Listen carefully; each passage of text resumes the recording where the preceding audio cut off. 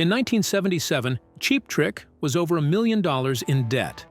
Their first two albums had sold barely 20,000 copies combined. Epic Records was ready to drop them. But while American audiences ignored them, their albums were quietly selling 5 times better in Japan. A market most bands completely overlooked. Within 18 months of touring Japan, they had a triple platinum album that sold over 3.6 million copies. This is the story of how 4 desperate musicians from Illinois discovered a $100 million opportunity that the entire music industry had missed. Epic Records had invested $75,000 into Cheap Trick's first 2 albums. Their self-titled debut sold just 21,880 copies. Their second album, In Color, did slightly better at 36,450 copies. But touring was driving them deeper into debt. Playing over 200 shows per year, they were losing money on every gig. By 1978, their debt had hit $1.2 million. Epic Records was ready to cut their losses. While critics praised them, with Rolling Stone calling them an explosive debut, it didn't translate to sales. Their label demanded either a hit single or significant cost cuts. But producer Tom Werman saw something others missed. Their unique blend of hard rock power and pop melodies was connecting in unexpected ways, particularly in overlooked international markets. In 1978, while American record companies focused on domestic success, CBS Sony was quietly revolutionizing the music industry in Japan. Their strategy was brilliantly simple: record every major international act at the Budokan, creating a series of live albums specifically for the Japanese market. The numbers showed why. Japan had become the world's second-largest music market, with foreign artists accounting for 40% of all record sales. CBS/Sony's approach was methodical. They increased their partnerships with foreign labels from 206 in 1977 to 226 in 1978. Each international act received dedicated marketing campaigns, specialized merchandise, and targeted promotion. This wasn't just about selling records. It was about building a sustainable pipeline of Western talent for the Japanese market. The Budokan itself was central to this strategy. Originally built for the 1964 Olympics at a cost of 2 billion yen, it had transformed into rock's ultimate proving ground. CBS/Sony's investment in state-of-the-art recording equipment and experienced engineers like Tomu Suzuki ensured they could capture the raw energy of live performances while maintaining pristine sound quality. For Cheap Trick, this corporate strategy would prove life-changing. While other American bands saw Japan as an afterthought, CBS Sony saw potential in their unique blend of hard rock power and pop accessibility. The label's Japanese executives recognized something their American counterparts had missed. Cheap Trick's visual contrast between Rick Nielsen's cartoonish presence and Robin Zander's rock star looks would resonate perfectly with Japanese audiences. While other struggling bands chased American radio hits, Cheap Trick saw an opportunity in the numbers. Their first 2 albums were selling 5 times better in Japan than America, despite no promotion or touring. When CBS Sony offered to bring them to Japan, most American bands would have declined. The touring costs alone could bankrupt them if things went wrong. But Cheap Trick ran the calculations differently. They were already losing money playing American clubs. A Japanese tour might be risky, but staying home meant certain failure. But breaking into Japan wasn't simple. The language barrier, cultural differences, and sheer cost of touring made it a risky proposition. Most American bands preferred the familiar territory of US clubs and European tours. The few who did venture to Japan usually waited until they had established domestic success first. Cheap Trick, however, saw something different. Their unique image, Nielsen's quirky persona contrasting with Zander's rock star looks, seemed tailor-made for Japanese audiences. Their music struck a perfect balance between hard rock power and pop accessibility. While other bands tried to copy Led Zeppelin or the Eagles, Cheap Trick had created something that could translate across cultural boundaries. When a tour offer for Japan landed on their desk, the band faced a difficult choice. They were already drowning in debt, and mounting an international tour seemed financially impossible. But with pressure mounting from Epic Records and no breakthrough in sight at home, they realized this might be their last shot at survival. Instead of just booking flights and hoping for the best, Cheap Trick approached the opportunity with unprecedented dedication. They studied Japanese culture and customs. They learned basic phrases to communicate with fans. They even researched successful Japanese pop music to understand local tastes. This wasn't just another tour. It was a carefully planned invasion of an untapped market. As they boarded their flight to Tokyo, the band members carried equal measures of hope and desperation. They had invested everything in this gamble, both financially and emotionally.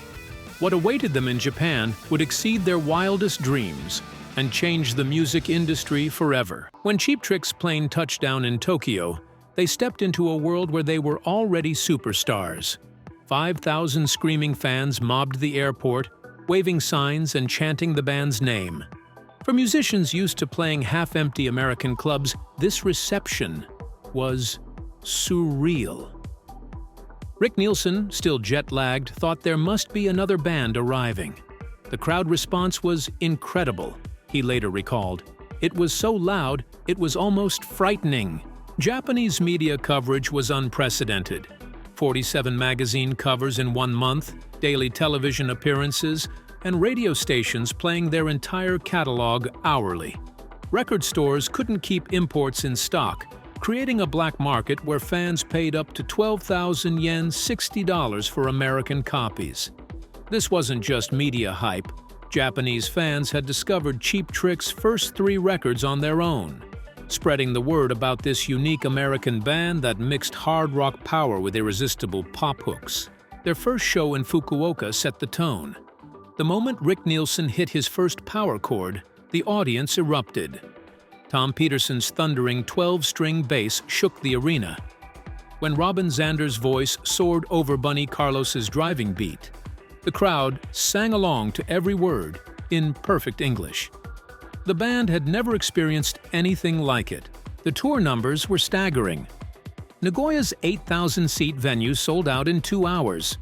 Osaka demanded 3 additional shows, and Tokyo's scalpers charged 25,000 yen, $125 for front-row seats. Their first 3 albums, which had struggled to sell 200,000 copies combined in America, moved over 1.5 million units in Japan during the tour. Even their merchandising, usually an afterthought for touring bands, became a phenomenon. Japanese fans bought everything with Cheap Trick's name on it. Tour merchandise alone generated over $100,000 in the first week, more than their entire U.S. merchandise revenue from the previous year. CBS/Sony, recognizing something special was happening, made a crucial decision. They would record Cheap Trick shows at the prestigious Nippon Budokan for a special live album. The Budokan wasn't just another venue, it was Japan's most revered concert hall, a temple of martial arts that had become rock's ultimate proving ground since the Beatles played there in 1966. The stakes were enormous. On April 28, 1978, 12,000 fans packed the Budokan. The band knew these recordings could make or break their career. CBS Sony deployed unprecedented resources: 3 mobile recording trucks, 24 track recording systems, and backup generators costing 15 million yen. The label's investment paid off as the crowd's response peaked at 121 decibels, nearly overloading the state-of-the-art equipment. Cheap Trick hadn't just conquered Japan. They had tapped into something that would soon echo around the world. As the tapes rolled at the Budokan, capturing what would become one of rock's legendary live albums, no one realized they were witnessing the birth of a whole new approach to international success in the music industry. The Nippon Budokan wasn't just another concert venue. Originally built for the 1964 Olympics, it had become Japan's most prestigious stage. As 12,000 fans filed in on April 28, 1978, Japanese engineer Tomu Suzuki faced a unique challenge, capturing what would become one of rock's most iconic live albums. CBS/Sony deployed 3 mobile recording trucks with 24-track systems, technology typically reserved for major studio albums.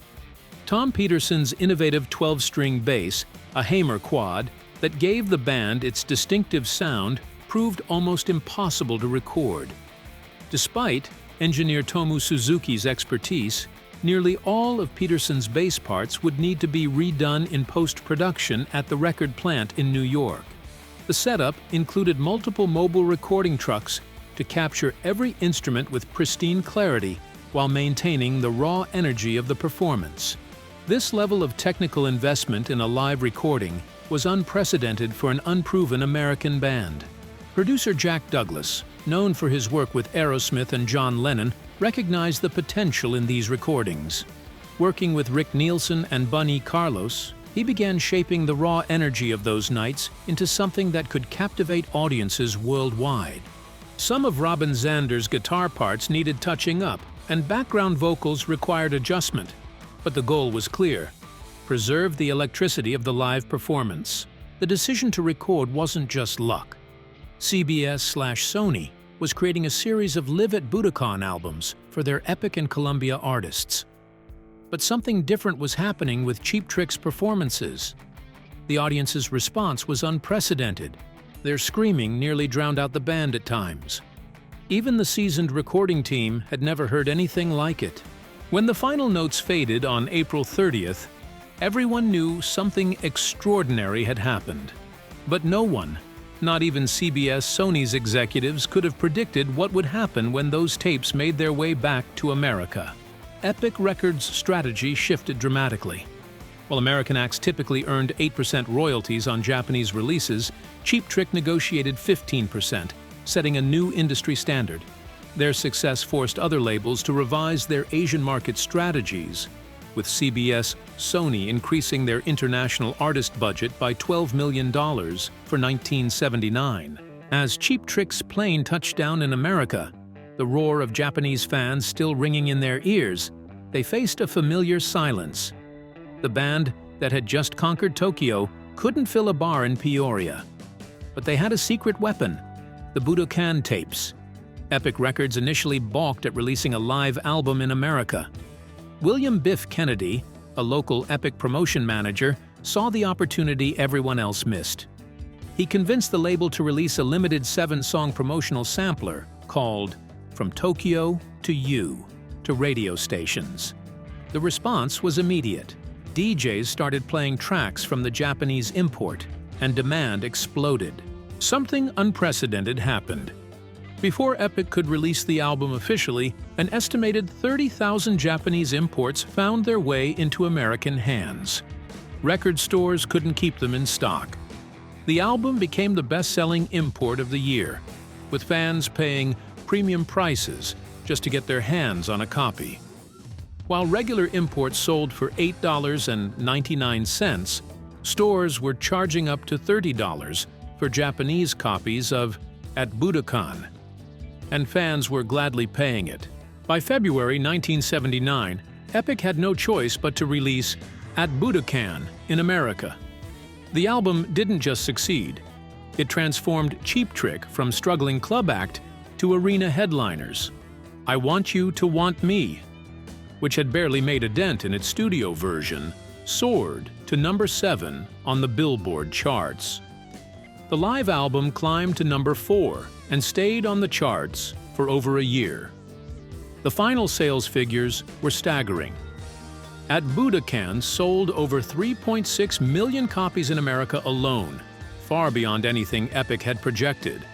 By 1980, Cheap Trick was performing 75 concerts across the United States, headlining the same arenas they couldn't fill just 2 years earlier. A live album recorded for the Japanese market had become one of the best-selling live albums in American history. But more than just album sales, Cheap Trick had done something unprecedented. They'd shown the entire music industry a new path to success. The band that once struggled to get noticed in their hometown had found a back door to American stardom through Japan. The industry would never be the same. As At Budokan dominated the charts, a quiet revolution swept through the music industry's boardrooms. Before Cheap Trick's breakthrough, labels viewed international markets as afterthoughts.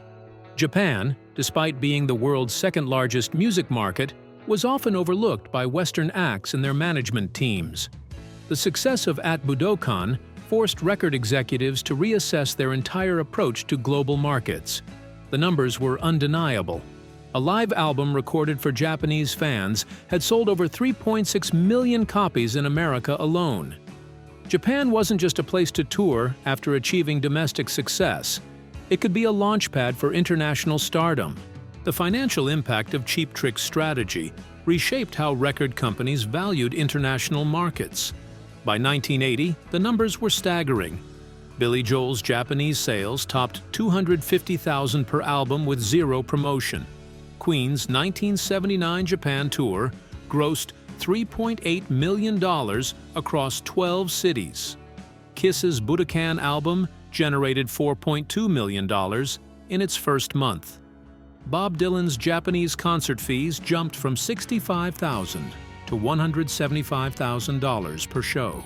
The template was clear: build an audience in Japan first, then leverage that success globally. CBS/Sony's international division budget jumped from $8 million to $20 million. Other labels rushed to follow, creating dedicated Asian market teams and raising Japanese touring advances from $25,000 to $100,000 per week.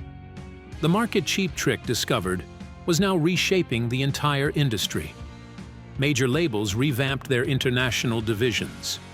The practice of treating foreign markets as an afterthought ended. CBS/Sony's success with Cheap Trick led them to create dedicated international A&R teams, focused on identifying acts with global potential.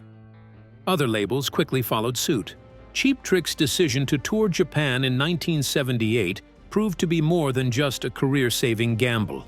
What started as a desperate move by a band over $1 million in debt transformed into one of rock's greatest success stories. Their live album, At Budokan, moved over 3.6 million copies in America alone, launching them from playing empty bars to headlining arenas. The impact extended far beyond album sales. Cheap Trick's success opened new doors for the entire music industry, encouraging other artists to look beyond traditional markets. Their triumph showed that sometimes the biggest opportunities lie where others fear to tread.